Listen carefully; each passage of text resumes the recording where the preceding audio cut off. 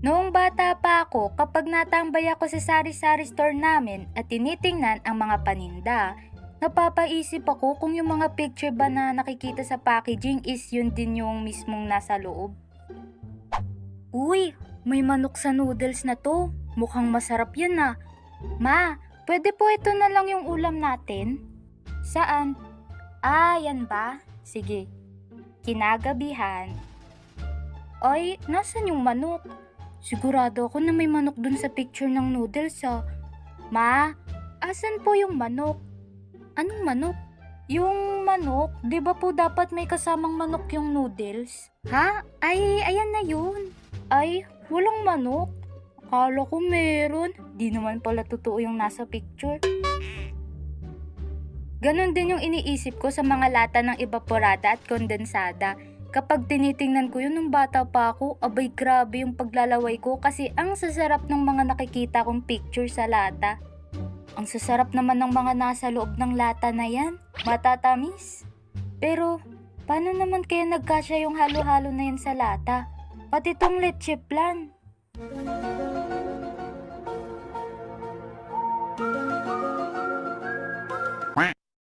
Dati rin kapag nasa tindahan kami ng bunso kong kapatid, Uy, hulaan ko. Kumukupit kayo, no? hoy, anong kumukupit? Hindi ah. Abi, kayo ah, kumuha na naman kayo ng candy. Naku, pag yung ngipin nyo talaga nagsipagsakit, alagaan yung mga ngipin nyo. Last na yan ah. Ops, paalala ah, hindi mabuting gawain ang mangupit, kaya wag gagayahin ang mga susunod na pangyayari.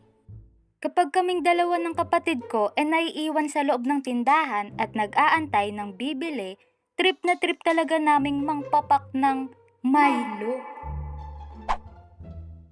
Kasi sino ba namang di gustong mampapak nun? Ang sarap-sarap ng chocolate powder ng Milo. Oops, hindi to sponsored ah. Milo, baka naman. Char. Sarap. Kinabukasan. Sakit ng lalamunan ko ah. Tas alam nyo yung chocolate stick na choco-choco? Naku, isa pa yan sa mga target namin magkakapatid. Yum yum yum. Ang tamis, isa pa nga. Kapatid, tama na yan. At baka masobrahan ka na sa kakakain mo ng matamis. No, kumain ka lang ng chocolate. Matamis yan. Gusto mo yan, di ba? Kapatid, huwag mo siyang pakinggan. Gusto mo bang malugi ang inyong tindahan? Ayaw. O, kung ganun, huwag ka nang mangupit ng choco-choco at uminom ka na lamang ng isang basong tubig. Chocolate! Chocolate! Dali na, kuha ka na ng choco-choco dun, dali! Tandaan, hindi magandang asal ang pangungupit sa tindahan. Tama, hindi maganda ang mangupit. Masusunod, aking anghel na konsensya. Ay, okay. Disclaimer, noon lang namin ginagawa yun ha, yung mangupit ng kung anong matripan namin pagkain sa tindahan. Kasi syempre may puhunan din yun, baka malugi. Kaya minsan na lang ngayon. Kaya sa mga kumukupit dyan, sa mga tindahan nila, abay magbago na po kayo. Bukod sa pagkain, isa pa sa mga ginagawa namin ng kapatid ko nun para hindi maboryo sa tindahan, naglalaro kami ng hanapan.